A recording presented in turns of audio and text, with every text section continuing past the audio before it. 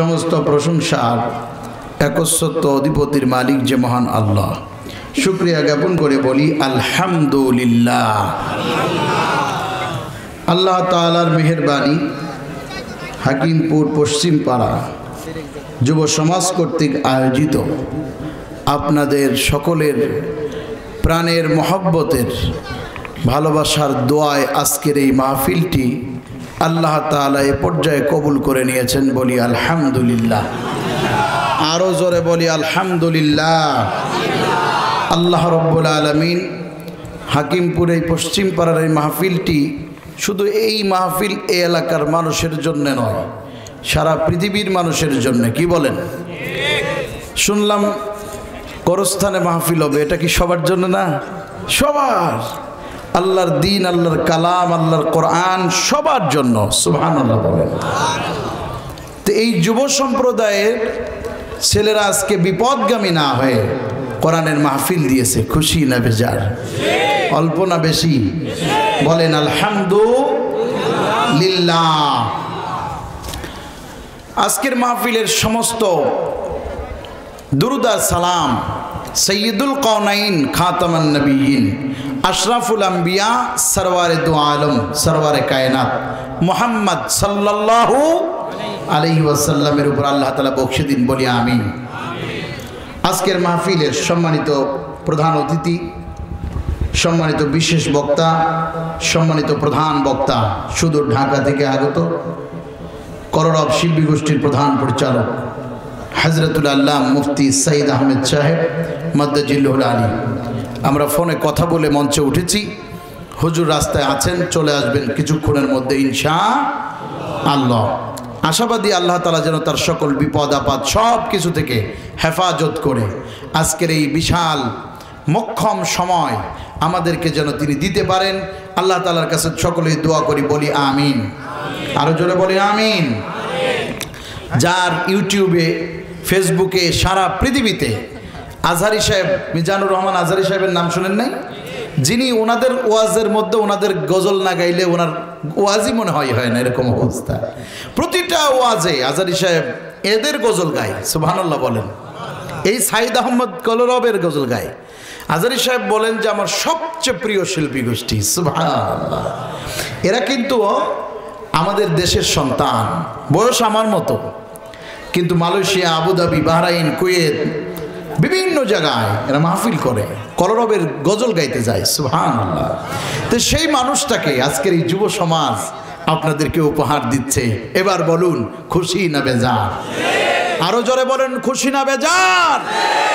এই খুশি শুধু আপনারাই হন নাই, এই খুশি হয়েছিলেন আজ থেকে ৬০০০ বছর আগে, যখন সারা পৃথিবীতে অন্ধকারাচ্ছন্ন ঘন কুয়াশায় সমস্ত পৃথিবী একজন আর একজনের চেহারা তো দেখা দূরের কথা, নিজেকেই নিজে হারিয়ে ফেলেছিল।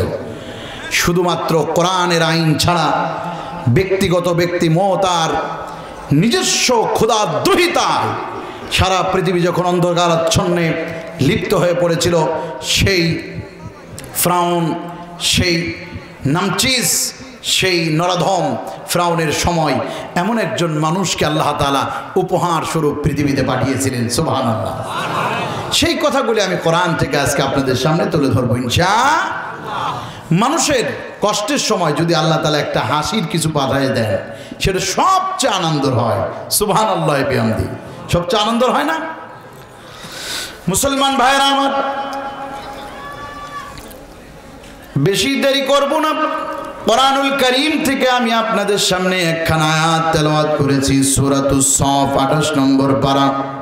আল্লাহ রাব্বুল আলামিন কোরআনুল কারীমে আয়াতে কারিমা নাজিল করে দিয়ে বলেন, ওয়া ইয ক্বালা মূসা লিকওমিহি ইয়া কওমি লিমা তু'যুনানি ওয়া ক্বাদ তা'লামুনা আন্নী রাসূলুল্লাহ।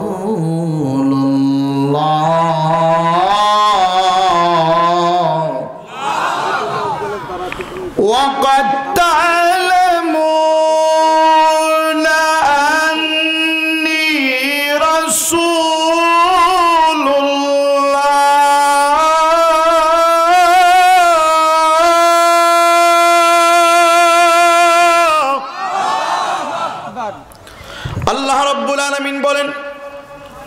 অতঃপর ঈদ যখন কলা বললেন মূসা আলাইহিস সালাতু ওয়াস সালাম, কাদেরকে বললেন? তার কওমকে বললেন, লিকওমিহি, ও আমার কওম, আমার কওমের জন্য, আমার কওম, আমার জাতি, লিমা কেন তুযুনানি, তোমরা আমাকে অনার্থক কষ্ট দান করো, অথচ ক্বাদ তা'লামুনা আন্নী রাসূলুল্লাহ,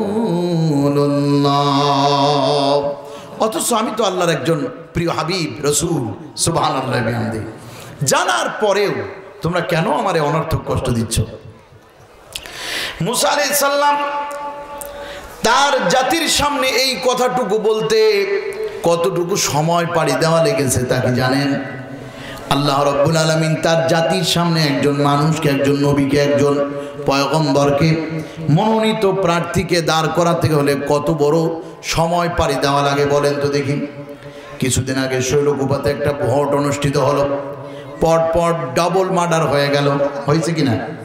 তারপরে একদল পাশ করলো, কে কিভাবে করলো সব আমার দরকার নাই, মেসালটা শুধু উদাহরণটা নেন, বলেন তো দেখি। দল বেদল দরকার নয়, পাশ করতে একটু তো কষ্ট হলেও তারপরে না এই পর্যায়ে আসা লেগেছে, কথা বলেন ঠিক কিনা? তাহলে বলুন, আল্লাহ রব্বুল আলামিন একজন মানুষকে, একজন নবীকে, একজন ব্যক্তিকে তার মনোনীত করবেন, তাকেও পরীক্ষা নিরীক্ষা করে পাশ করা লাগবে। শুধু নবী মুহাম্মদ সাকেই নয়, হযরত আদম নবী, তাকেও জান্নাতের ভিতর থেকে আল্লাহ বিশাল এক মহামারী, বিশাল এক মহান পরীক্ষার মধ্যে ফেলেছিলেন। তিনি ওই জায়গা থেকে পাশ করে আল্লাহ রব্বুল আলামিন দুনিয়াতে তাকে ফেললেন। 350 বছর কান্নাকাটি করার পর এরপরে তিনি যখন আল্লাহর কাছে অবনীত হলেন মস্তকে, আল্লাহ তাআলা তার দোয়া কবুল করে নিলেন। তিনিও তখন আল্লাহ রব্বুল আলামিনের কাছে মাসুম হিসেবে গণ্য হয়ে গেলেন, সুবহানাল্লাহ। মূসা নবীর পরে হযরত ইদ্রিস নবী, ইদ্রিস নবীর পরে লূত আলাইহিস সালাম, হুদ আলাইহিস সালাম, জাকারিয়া আলাইহিস সালাম, নবী যত এসেছেন কোন নবীকে আল্লাহ কমে ছাড়েন নাই। প্রতিটা নবীকে আল্লাহ ঘাত প্রতিঘাত করে, মনে করেন আর্মি বানাইতে হলে তার ট্রেনিং দেওয়া হবে। পেটটা আমার মতো ভরিয়ালা হলেও চলবে না, মজবুত হতে হবে। পেটের মধ্যে সামান্য আঘাতে যদি পড়ে যায় তাহলে চলবে না, ওকে মজবুত করে দেশের জন্য একজন বাহিনীর ক্যাডার হিসাবে, লিডার হিসাবে, বাহিনীর ব্যক্তি হিসাবে তৈরি করতে হবে। তাহলে বলুন তো দেখি, হাতে করা না পড়লে আমার মতো এরকম নরম হাত হলে তো চলবে না, চলবে নাকি? তাহলে একটা জিনিস বুঝতে বাকি রইল না, সেটা হলো এই মানুষগুলিকে আল্লাহ রব্বুল আলামিন তাদের ঘাত প্রতিঘাতগুলি দিয়ে দিয়ে এক পর্যায়ে এমন করে তুলবেন যখন সেই মানুষগুলাকে আর কোনো কষ্ট, মুসিবত আর দুঃখ বেদনা আসলে সে আর কারোর দিকে ফিরে তাকাবার সময় নাই, সে শুধু তাকাবে একমাত্র কার দিকে? সে তখন বলবে, হযরতে মুহাম্মদ সাল্লাল্লাহু আলাইহি ওয়াসাল্লাম তার সবচেয়ে প্রিয় সাহাবী, তিনি ছিলেন একজন কালো হাবশী গোলাম, নাম ছিল তার বেলাল। এই ব্যক্তিকে আল্লাহ তাআলা যত ঘাত প্রতিঘাত দিয়েছেন, এত ঘাত প্রতিঘাত শেষ করার পরে এমন ইমানদারি হয়েছেন, রাসূলুল্লাহ বলেন, আমি যখন জান্নাতের ভিতরে গেলাম, আমার কালো গোলাম হাবশী বেলালের পায়ের পদধ্বনি শুনতে পেলাম। এমনি এমনি নয়, কঠিন কষ্টের বিনিময়ে এই পর্যন্ত তাকে পৌঁছানো লেগেছে। আল্লাহ রাব্বুল আলামিন ঠিক মূসা নবীকে কি করলেন দেখেন। মূসা আলাইহিস সালাম ছিলেন একজন মানুষ, তার কেউ চিনত না, কেউ নাম জানতো না, কেউ তার পরিচয় জানতো না, তার আব্বার নাম কি, মায়ের নাম কি, কোন যুগে তার জন্ম, কে তার আত্মীয়, কিছুই জানেন না। কিন্তু মূসা নবীর নাম শোনেন নাই? এখানে এমন একজন হতভাগা আছেন নাকি যে হুজুর আমি মূসা নবীর নাম জীবনেও শুনি নাই? আছেন নাকি? বলেন আছেন? সবাই শুনছেন? কারা কারা শুনছেন আল্লাহু আকবার বলেন তো দেখি, জোরসে বলেন লিল্লাহে তাকবীর, আলহামদুলিল্লাহ। কলিজার টুকরা ভাইরা একটু সামনের দিকে এগিয়ে আসতে হবে। আমাদের হুজুর গারাগঞ্জ ছেড়ে বাড়ই পাড়ার মধ্যে, আলহামদুলিল্লাহ বলেন। খুব খুব সামনের দিকে এগিয়ে বসে যাতে হুজুর এসে এই কথা বারবার না বলা লাগে। এই জন্য আমি একটা কাজ করব, শুনবেন আপনারা? কি বলেন, শুনবেন না? ইনশাল্লাহ বলেন ইনশাআল্লাহ। আমিও একটু তাকবীরের সাথে দাঁড়িয়ে যাব, আপনারা দাঁড়িয়ে যাবেন। লিল্লাহে তাকবীর, দাঁড়িয়ে যান। লিল্লাহে তাকবীর, নারায়ে তাকবীর, নারায়ে তাকবীর, আল্লাহু আকবার। দিন ইসলাম, দিন ইসলাম, জিন্দাবাদ জিন্দাবাদ। আল কোরআনের আলো ঘরে ঘরে জালো, আল হাদিসের আলো ঘরে ঘরে জালো। লিল্লাহে তাকবীর, আল্লাহু আকবার। পশ্চিম পাড়ার পক্ষ থেকে লাল গোলাপ শুভেচ্ছা। আজকের অতিথি লাল গোলাপ শুভেচ্ছা। আজকের মাহফিল সফল হোক, সফল হোক। আজকের মাহফিল সফল হোক, সফল হোক। দুনিয়ার মুসলিম আলহামদুলিল্লাহ। কেউ বসবেন না, সামনের দিকে একদম ফাঁকা জায়গা বন্ধ করে হুজুর এসেই কিন্তু মঞ্চে উঠবেন। ওদের দেরি করাবো না, যেহেতু আমাদের ওয়াজ তো শুনেনি, তাই না? হুজুরের বয়ান আমরা শুনবো, এত দূর থেকে আসতেছেন, ওনাকে টাইম দিলেন। আল্লাহ তাআলা মূসা আলাইহিস সালামের সাথে যতবার কথা বলেছেন এতবার আর কোন নবীর সাথে কথা বলেন না। আল্লাহু আকবার বলেন। মূসা আলাইহিস সালামের একটি উপাধি হলো কালিমুল্লাহ। সুবহানাল্লাহ বলবেন না? মূসা আলাইহিস সালামের উপাধি কি? কালিমুল্লাহ। মজার তথ্য, হযরতে মূসা আলাইহিস সালাম পৃথিবীতে তখনও আসেন নাই, কেউ নাম জানে না, তার কোনো পরিচয় নাই। আল্লাহ তাআলা একটা গোপন তথ্য মানুষের জানা দিলেন। কাদেরকে জানালেন? মানুষকে। তারা হলেন গণক। তারা কারা? মানুষে গণনা করে, গণকে হাত দেখে কোন জায়গায় বিয়ে হবে, কবে জন্ম, কবে মৃত্যু, হাতে কয়টা ফাড়া আছে, কি অবস্থা, এগুলো হলো হারাম। এগুলো কি? গণকের গণনা বিশ্বাস করা যাবে? এক লোক গেছে গণকের কাছে, যা বলে দেখো তো আমার কি অবস্থা। কয় তোমার হাতে 3টা ফাড়া আছে। কয় তাহলে আমার ফাড়ার কি অবস্থা হবে? কয় 100 টাকা দাও, ঠিক করে দিতেছি। গণকের 100 টাকা দিছে। গণকে বলে যাও, ঠিক হয়ে গেছে। গণক বলছে তোমার কয়টা ফাড়া আছে? কয় আমার কোনো ফাড়া ফুড়ো নাই। গণকের এক জোরে 71 চাটি মারছে। 71 চাটি খেয়ে তো ঘুরে পড়ে গেছে। পড়ার পরে গণক বলতেছে আমারে মারলে কেন? বলতেছে বেটা আমার 3টা ভাড়া আছে সেটা তুমি বলে দিতে পারলা, তোমার কপালে একটা ভাড়া আছে সেটা বলতে পারো না। এজন্য গণকরে বিশ্বাস করা যাবে। হযরতে মূসা আলাইহিস সালাতু ওয়াস সালাম পৃথিবীতে এখনো আসেন নাই। গণক ফিরআউনের কাছে বলে দিল, ওহি ফিরআউন, তোমার দরবারে এমন একজন নবী আসতেছেন, এমন একজন শিশু আসতেছেন, বাচ্চা আসতেছে, যেই বাচ্চা এত বড় পাওয়ারফুল, এত বড় ক্ষমতাশীল। সেই বাচ্চা পরিচালিত হবে আসমান থেকে। কোথা থেকে? এই বাচ্চাই বালক কোরআনুল কারীমের মালিক, তাওরাতের মালিক, জবুরের মালিক, ইনজিলের মালিক, আমার আপনার জীবনের মালিক সে আল্লাহর পক্ষ থেকে। ইনি হবেন পরিচালিত। এই বালক, এই বাচ্চা তোমার মসনদ ভেঙে তছনছ করে ফেলবে। এ কথা বলার সাথে সাথে তো আর ফিরআউন ছিলেন একজন সবচেয়ে বড় ক্ষমতাসীন তদানীন্তনকাল যুগের একজন প্রধান। সাথে সাথে কাপ শুরু হয়ে গেল। ফিরআউন বলল এই বাচ্চাকে ঠেকাতে হবে, যে করেই হোক না কেন একে মারে ফেলতে হবে, মেরে দিতে হবে। কত টাকা লাগবে, কত পয়সা লাগবে দেখো। তারা বললেন দেখেন ফিরআউন এখনো সে পৃথিবীতে আসে নাই। ফিরআউন বললেন তাহলে কি করা যায় বলো। বলছে তাহলে আপনি একটা কাজ করেন, মানুষের বুকে যতগুলি শিশু আছে সব শিশুকে হত্যা করতে হবে। নাউজুবিল্লাহ বলেন। পৃথিবীতে যত শিশু হত্যা ফিরআউন থেকে স্টার্ট হয়েছে।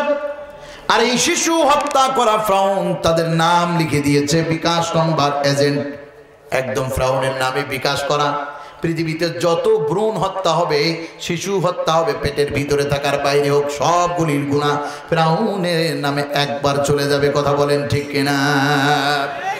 আর মানুষ হত্যার গুনাহ যতগুলি আছে পৃথিবীতে সব গুনাহ আদম আলাইহিস সালামের 2 সন্তানের মধ্যে এক নারীকে নিয়ে যুদ্ধ হয়। ওই সন্তানের একজনের নাম হলো কাবিল। তার আমল নামায় গিয়ে জমা হয়ে যাবে। তাতে রকেটে করে যাওয়া হোক, আর নগদের ভিতরে দিয়ে যান, আর বিকাশের মধ্যে দিয়ে যান, তার আমল নামায় আছে। ফিরআউন কি করলো জানেন? কোরআন বলছে, তাফসীরের মধ্যে সূরাতুস সাফ খুলে দেখেন, ফিরআউনের জীবনীর মধ্যে এসেছে ফিরআউন একজন দুইজন নয়, হাজার হাজার শিশুকে মায়ের কোল থেকে নিয়ে মেরে দিল। এক মহিলা ফ্রাউন থেকে নিজের সন্তানকে বাঁচাবার জন্য জঙ্গলের মধ্যে চলে গেল। ফ্রাউনের সৈন্যবাহিনী সেখান থেকে সেই বাচ্চাটারে তুলে আনলো। মহিলা বলল, এর নাম মুসাও না, এরে তোমরা চিনো না, বাচ্চাটা কালো, মুসার তো সুন্দর হবে। বাচ্চাটা আমার খুব শখের, 12 বছর কোনো সন্তান হয় না। ফ্রাউনের লোকেরা বলল, এটাও সেই বাচ্চা হতে পারে, অতএব একেও বাঁচায় রাখা যাবে না। এক এক করে মারতে মারতে পাহাড়ের গর্তের ভিতরে যারা পালায়ন করেছিল তাদেরকেও মেরে দেওয়া হলো। শুধু তাই নয়, এভাবে করে চলতে চলতে সব বাচ্চাদেরকে মেরে দিল। মেরে দেওয়ার পর ফ্রাউন বলল, যাদের পেটের মধ্যে বাচ্চা আছে 1 মাস 2 মাস 3 মাস 4 মাস 5 6 7 8 9 বাচ্চা ভূমিষ্ঠ হওয়ার একদিন আগ পর্যন্ত হলো, ওটাকে অ্যাবর্শন করতে হবে, মেরে দিতে হবে, নইলে বাচ্চা হওয়ার পরেই মারতে হবে। এভাবে করে সব মানুষের বাচ্চাদেরকে মেরে দিল। মায়ের কোলের মধ্যে সন্তান কেবল একদিন হয়েছে, মায়ের সামনে নিয়ে ওই বাচ্চাটাকে দূরে নিক্ষেপ করত। মা হাও মাও করে আকাশের দিকে কাঁদতো আর তাকায় বলতো, আল্লাহ তোমার জমিনে কি এমন একজন মুসা জামানার নবীকে পাঠাইতে পারো না, যেই মানুষটা তোমার জমিনের ভিতরে এসে এমন ফ্রাউনের মসনদকে তছনছ করে দিবে। আল্লাহ রাব্বুল আলামিন বলেন, ওহে ও মাজলুমের দল, আর কতদিন তোরা আমার কাছে কাঁদবি রে? আমি তোদের জন্য, তোদের জীবনের জন্য, তোদের ইজ্জতের জন্য, তোদের জন্যই তো আমি অপেক্ষা করতেছি। এমন একজন মুসাকে দুনিয়াতে পাঠাবো। কিন্তু ফ্রাউন মনে করলো মুসা বুঝি আর পৃথিবীতে আসতে পারবে না, মুসাকে যেভাবেই হোক দমিয়ে দেওয়া যাবে। 1 জন 2 জন নয়, ফ্রাউন একদিন মসনদের মধ্যে বসলো সব পেয়াদাদেরকে ডেকে। 40,000 পেয়াদা, কত হাজার বলেন তো দেখি? 40,000 পেয়াদা নিয়োগ দেওয়া হয়েছে। সারা এলাকার মধ্যে কোন রকম কোনো বাচ্চা ভূমিষ্ঠ হবে না। বাচ্চা কোলে থাকলে না বালেক যারা আছে, বালেক হওয়ার আগ পর্যন্ত সবগুলোর মেরে দাও। কতজন রে মারছো একটা হিসাব দাও। ফ্রাউনের কাছে হিসাব আসলো 100 200 300 নয়, 1000 2000 3000 নয়, 1 থেকে গণনা করতে করতে 40,000 শিশু হত্যা এই ফ্রাউন করেছে। আল্লাহু আকবার বলেন। আল্লাহ তাআলা বললেন, মুসার একটু দেরি করে পাঠাইলেও তোর কারণে আর তাড়াতাড়ি পাঠানো লাগছে। তুই যে কাজ শুরু করেছিস তাতে আর আমার মুসলমানদের, কোরআনের পাখিদেরকে তুই ধরে আটকাচ্ছ। আমার মুসলমানদেরকে তুমি জুলুম নির্যাতনের মধ্যে ফেলতেছ। আমি আল্লাহ আর দেরি করব না। আমি আল্লাহ তাআলা রাত্র গভীর হয়ে গেছে, সুবে সাদেক করব, সূর্য উঠায় দেব। ইসলামের সূর্য আমি আল্লাহ উত্তোলন করব আকাশ থেকে। অতএব আমি আল্লাহ আর দেরি করব না। ওগো নবী, আমি আল্লাহ আপনাকে তো দুনিয়ার মধ্যে পাঠিয়ে দিলাম। সুবহানাল্লাহ বলেন। হযরত মূসা আলাইহিস সালামকে দুনিয়াতে পাঠানোর প্রক্রিয়া শেষ। কিভাবে প্রক্রিয়া হলো? ফ্রাউনের একদম নিকটস্থ, সবচেয়ে বিশ্বস্ত একজন ব্যক্তি, নাম হলো তার ইমরান। তিনি একদিন বললেন ফ্রাউনকে, দেখেন আপনি তো আমাদের কারোরই ছুটি দিচ্ছেন না এই মূসারে মারার জন্য, তাহলে আমি তো একদিন ছুটি পেতে পারি। আমি তো বাড়িতেই যাই না আজ 2-3টা মাস। ফ্রাউন বললেন, তোমারে ছুটি দেবার কারণ না, তবে সময় হলো মাগরিবের পরে যাবা, রাত্র থাকতে থাকতে যাবা, ফজরের আগে বাড়ির থেকে তুমি আমার বাড়িতে চলে আসবা। এই শর্তে যদি যেতে চাও তাহলে সময় দেব। আল্লাহ বললেন, ওরে মূসা, তোমাকে আমি আল্লাহ কেমনে পাঠাই? ও ফ্রাউন, তোমারে কেমনে আমি জব্দ করি? দেখো, তোমার ঘরের মধ্য থেকে আমি আল্লাহ মানুষে পাঠায় দিতেছি। এই জন্য একটা শব্দ আছে, বাক্য আছে, বাংলা ভাষায় বলে, যেখানে বাঘের ভয় সে জায়গায় রাত পোহায়। কি বলে?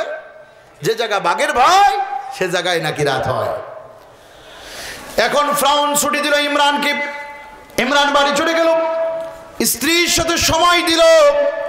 ওই জায়গাতে ইমরানের পৃষ্ঠদেশ থেকে সবেগে নির্গত 1 ফোঁটা নাপাক পানি ইমরানের স্ত্রীর পেটে গেল। ওইটাই হলেন নবী জামানার নবী মূসা কালিমুল্লাহ। পেটে বাচ্চা এসে গেল। খবর এলো, ইমরান তোমার বিবি অসুস্থ। ইমরান বাড়িতে গেলেন, যে বললেন, তোর মাপ চাই, দুনিয়ার কেউ যেন না জানে, এটা অবর্ষণ করে ফেল। বললেন, না, এটা আল্লাহ তাআলা দিয়েছেন। কখনোই নয়, কখনোই নয়, কখনোই নয়, এটা করতে পারবো না। ফিরআউন এই কথা বলার পরে, এ কথা ইমরানের স্ত্রী বলার পরে তার ইমরান বলছে সাবধান, কেউ যেন না জানে। ফিরআউন নিয়ম করেছে কোনো মা কোনো বাবা যদি মিথ্যা কিংবা না বলে আমাদের সাথে মানোয়াটি করে ছলচাতুরি করে বাচ্চা গ্রহণ করে তাহলে তাদের দুইজনকে সহ বাচ্চাকে মেরে দেব। ভয় আর ভীতি, আমরা আরো ফিরআউনের কাছের মানুষ, খুব সাবধান, এটা করা যাবে না। তারপরেও স্ত্রী নাসুরবান্দা কেউ জানবে না, কেউ পাশের বাড়ির মানুষগুলিও জানে না। এক পর্যায়ে এমন ঘটনা ঘটলো, একদিন, 2 দিন, 1 মাস, 2 মাস করে বছরের কাছাকাছি ফিরআউনের সবচেয়ে কাছের মানুষ ইমরানের স্ত্রীর বাচ্চা প্রসবের সময় হয়ে গেল। ইমরান বাড়িতে গেলেন, কেউ জানতে পারলো না, বাচ্চা দুনিয়াতে এসে গেল। দুনিয়াতে আসার পর ইমরান ফিরআউনের খুব কাছের মানুষ হওয়ার পরেও আল্লাহ রাব্বুল আলামিন ফিরআউনকে ধ্বংস করতেছে কাছের মানুষ দিয়ে। জোরে বলেন ঠিক কিনা? ইমরানের স্ত্রীর বাচ্চা হয়ে গেল, সুন্দর করে ফুটফুটে এক বাচ্চা, নবী মূসা, সুবহানাল্লাহ, কোলের ভিতরে নিয়ে আদর করতেছেন, মা তাকে দুগ্ধ পান করতেছেন। এমন সময় আয়াতে কারিমা নাজিল হলো, ফিরআউনের স্ত্রী, ফিরআউনের সবচেয়ে কাছের মানুষটার থেকে আল্লাহ নবী মূসা রে বানায়া দিয়া আয়াত নাজিল করলেন, ওগো মূসার মা, আর তুমি দুধ পান করাও না, তোমার মূসাকে এই মুহূর্তে তুমি একটা কাষ্ঠ খড়ির মতরে একটা ব্যাগের ভিতরে করে একটা সুন্দর ট্যাঙ্কের ভিতরে কইরা পানি প্রুফ হবে, এয়ার প্রুফ হবে, যার মধ্যে পানি ঢুকবে না, সাবমেরিন হবে, ওর ভিতরে করে তুমি সমুদ্রের ভিতরে ডুবাইয়া দাও, ভাসায় দাও। মূসার মা অবাক হয়ে গেলেন, আল্লাহ এত কষ্ট করে 10 মাস 10 দিন বাচ্চা গর্ভে ধারণ করলাম, তুমি আমাকে এই কথা বলছো, কোনো মায়ের দ্বারা কি এটা সম্ভব নাকি?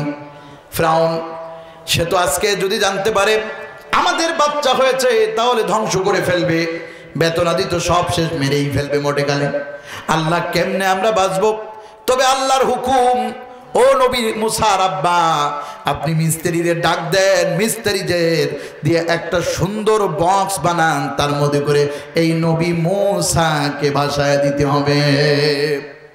পৃথিবীতে আজকে আমাদের দেশে সাবমেরিন আছে, যুদ্ধ করার জন্য সারা পৃথিবীতে ভালো ভালো শক্তিশালী রাষ্ট্রগুলি কিনেছে।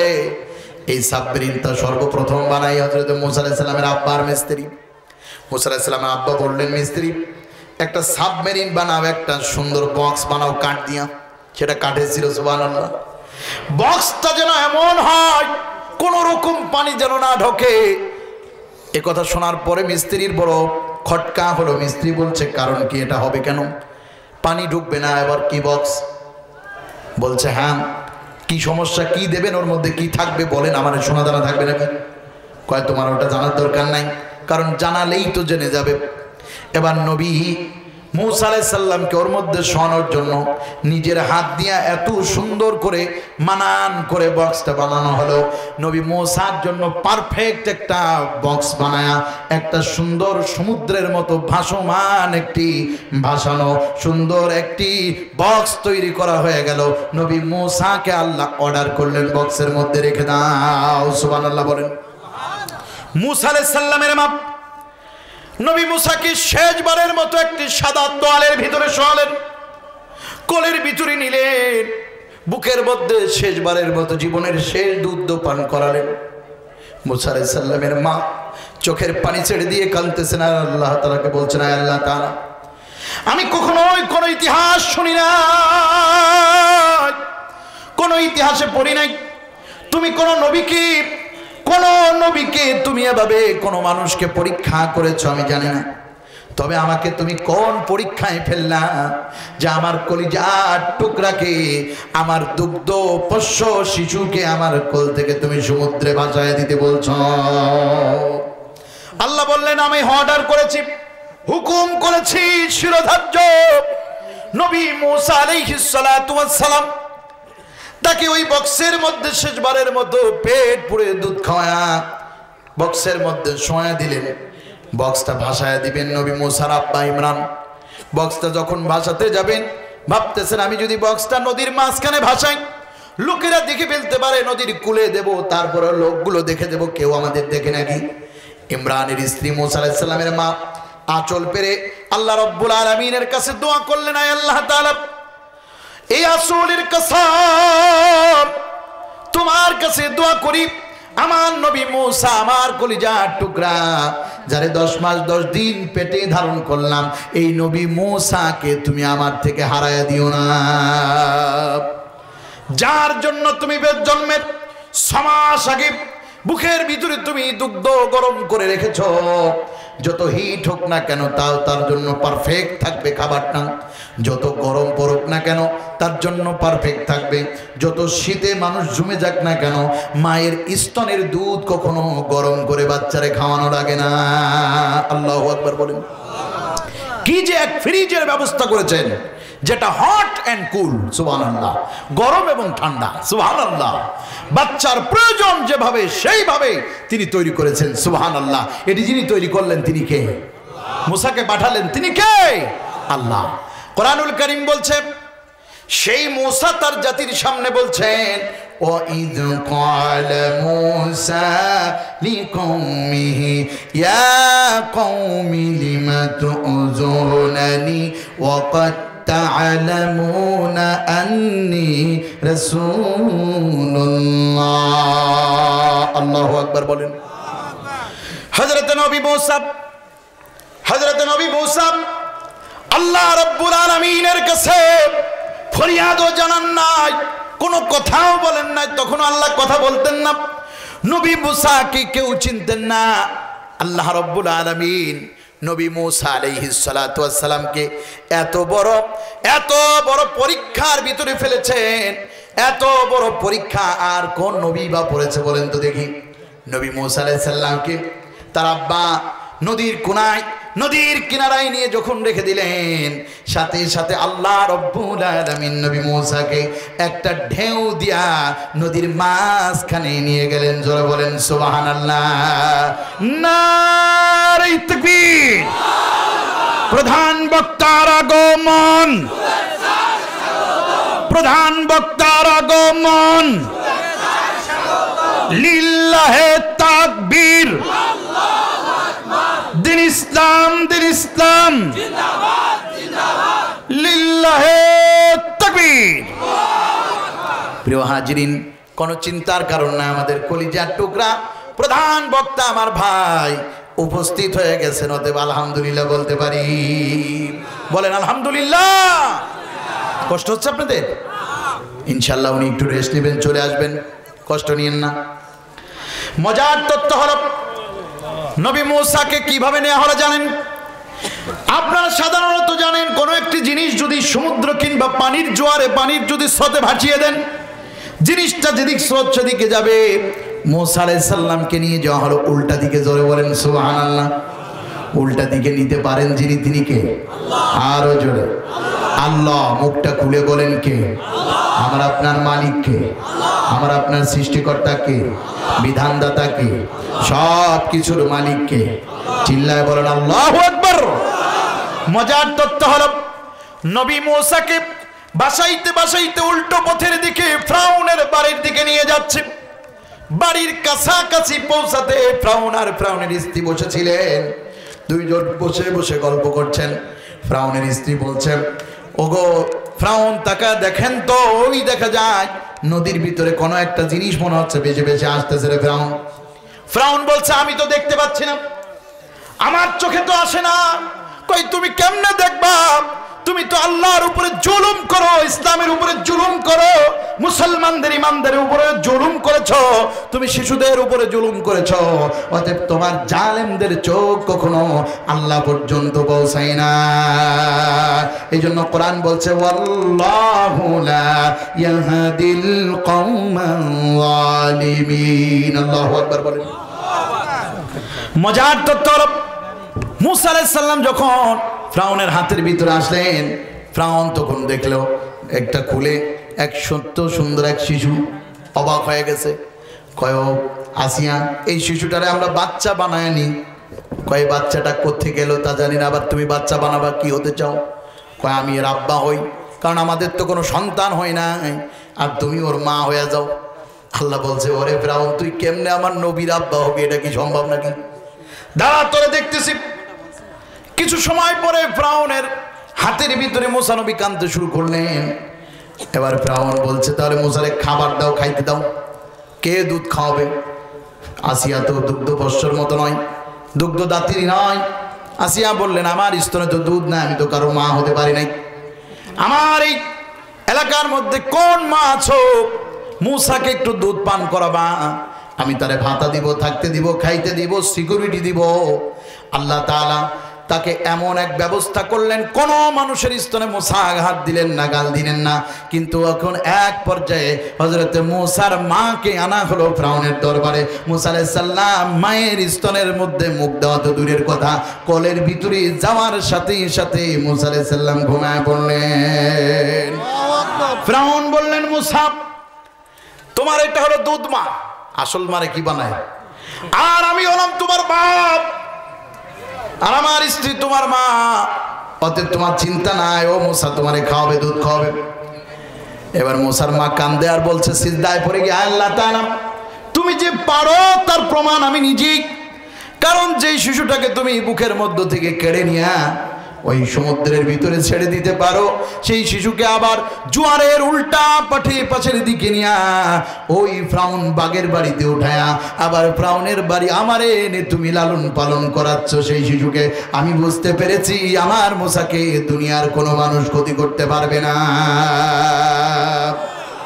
মুসা আলাইহিস সালাম বড় হলেন একটু সংক্ষিপ্ত। মুসা আলাইহিস সালামকে একদিন ফিরাউন বলছে, আমার একটু দাও, কলের ভিতরে নি। তোমরা তো প্রতিদিন ও ও করে মনিরে কত ভালোবাসো, আমি তো সময় পাই না, রাজ দরবারে থাকি। মুসা আলাইহিস সালামের কলের মধ্যে নিতে গেছে, হাত পাও দিয়ে নাড়াচ্ছে, আস্তে করে একটা সোয়ার মারছে। সোয়ার মারলে ফিরাউন কয়, কি রে নড়ে গেল কা? এত জোরে সোয়ার কেমনে সম্ভব? ফিরাউন কয়, দিলাম ফেলে। সাথে সাথে নিচে হাত দিয়ে কয়, না না, ফেলেন না, এ তো বাচ্চা, শিশু, মাসুম, কিচ্ছু বোঝে না। কয়, না, ডাউট হয়ে গেছে, ওই সেই বাচ্চাই, এটা কিনা, মেরে দেব? কয়, মেরেন না। কয়, পরীক্ষা একটা দিব। পরীক্ষা কত দেখেন? জীবিত মানে দুনিয়ায় আসার আগে 40,000 পরীক্ষা হয়ে গেছে। আসার পরে বলছে, এক্ষুনি পরীক্ষা, আগুন নিয়ে আসো, পানি নিয়ে আসো, মুসাকে ওই জায়গার থেকে ছেড়ে দাও। ও যদি পানির দিকে আসে তাহলে বুঝবো ওর পরিচালনা করতেছে আল্লাহ, ওরে বাঁচাইয়া দেবে। আর আগুনের কাছে যদি আসে বেঁচে যাবে। মুসা আলাইহিস সালাম হামাগুড়ি দিয়ে হাঁটতে হাঁটতে একদম পানির কিনারায় হাত দিবে, টাচ করবে, এমন সময় আল্লাহ তাআলা বললেন, জিবরিল, আমার মুসার হাতটা গড়ে নিয়ে তুমি একটু আগুনের দিকে নিয়ে যাও। আগুনের কাছে নিলেন, নেওয়ার পরে ফিরাউন হতবাক, কি ব্যাপার? মুসা তো পানির দিকে যেতে না যেতে আগুনের দিকে চলে আসলো, তার মানে ডাউট থেকে গেল, কিন্তু সন্দেহ একটু কাটলো। মুসা আলাইহিস সালাম বড় হলেন, আল্লাহ তাআলা বললেন, ফিরাউনের ঘর থেকে বের হও। আবার ফিরাউনের ঘরে পাঠালেন, আল্লাহ বললেন, ওকে কালিমার দাওয়াত দাও। আল্লাহু আকবার বলেন। মুসা আলাইহিস সালাম বললেন, ওই যে আগুন খেয়ে ফেলছিলাম, জিহ্বা আমার তুতলা, কথা কইতে পারি না। আমি যদি লা ইলাহা ইল্লাল্লাহ পড়ি, তার মানে আমার তুতলা হয়ে গেছে জিহ্বা, কথা কইতে পারি না। শাহাদাতের কালিমা কেমনে বলবো? তুমি যে আমার দাওয়াত দিতে বলতেছো। আর ফিরাউন তো ভয়ঙ্কর রব ধারণ করেছে। আল্লাহ বললেন, যতই ও সমস্ত জালেমগুলি রব ধারণ করুক না কেন, যতই ওদের খুঁটায় শক্তি থাক না কেন, আমি আল্লাহর সাথে ওরা পারবে না। যারা বলেন ঠিক কিনা? মুসা আলাইহিস সালাতু ওয়াস সালাম বললেন, আল্লাহ তাহলে আমার শর্ত আছে। আল্লাহ বলেন, কি শর্ত? কয়, আল্লাহ ক্বালা রাব্বি ইশরাহ লি সাদরি, এই বুকের পাটাটা মজবুত করে দাও। জালেমের সাথে কথা বলতে হলে একটু বুকে শক্তি লাগবে, ঈমান মজবুত লাগবে। আল্লাহু আকবার বলেন। 2 নম্বর, ইয়াফকাহু কওলি, এই জবানের কওলটা, আয় আল্লাহ তুমি আমারে ভালো করে দাও, লিসানকে ভালো করে দাও। এই জন্য দাওয়াত দিতে হলে সুন্দর ভাষী হতে হবে। সুবহানাল্লাহ বলেন। কঠোর ভাষী হলে হবে না। এরপরে বললেন, আল্লাহ তুমি আমার অন্তরের মধ্যে প্রশান্তি দাও, শক্তি দাও, আমি ফিরাউনের কাছে যাই। ফিরাউনের কাছে আসলেন, ফিরাউন বলল, তোমারে মানি না, আমি নিজেই রব। সেই সময় তিনি বললেন, ওয়াইজ ক্বালা মূসা লিকওমিহি ইয়া কওম ও আমার কওম, তোমরা তো জানো আমি আল্লাহর রাসূল, আমাকে ঠেকানোর জন্য 40,000 শিশুরে মেরে ফেলছো, তারপরেও পারো নাই। তবে মনে রেখো, লিকৌমিহি ইয়া কওমি লিমা তুযুনানি, কেন আমারে কষ্ট দাও, অথচ ওয়াকাত তা'লামুনা আন্নী রাসূলুল্লাহ, আমি তো আল্লাহর রাসূল।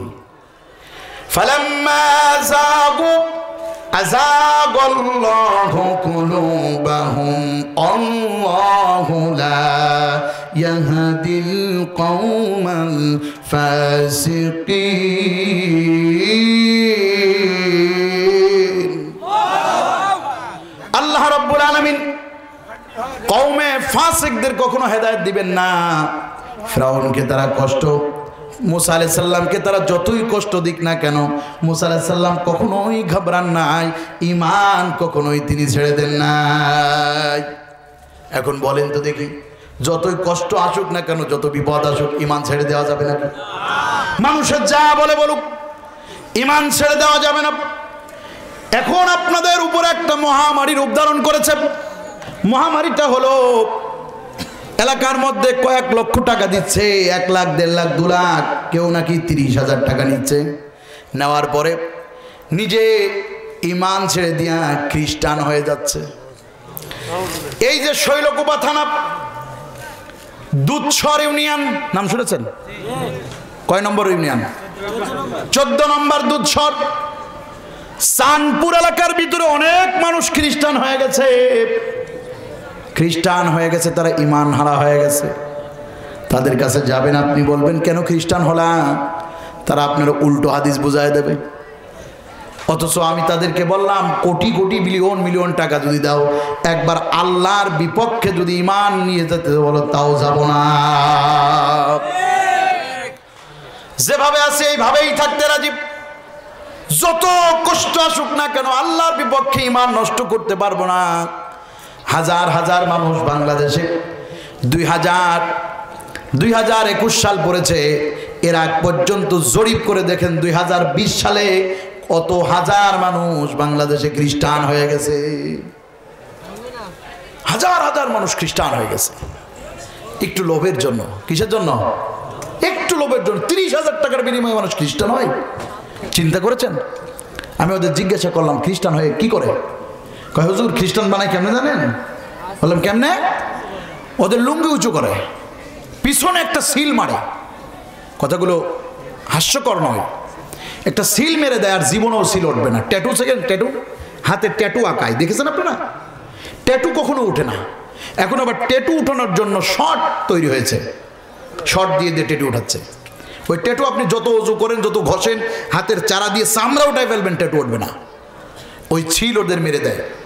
মৃত্যুর পরেও, মরে গেলেও গোসল দিলে উঠবে না।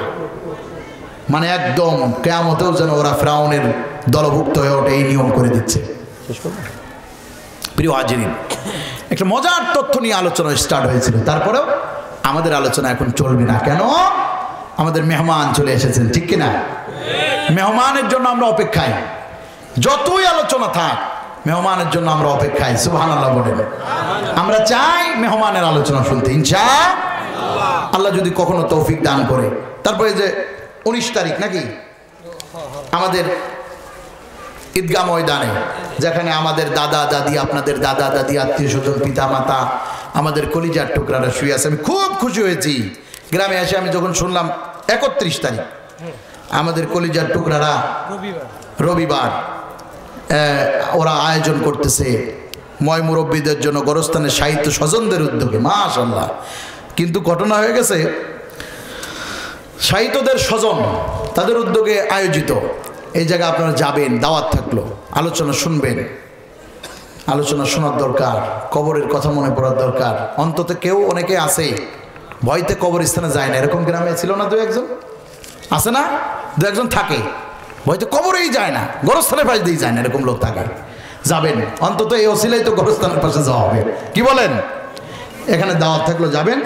তারপরে 7 তারিখে আমাদের আপনার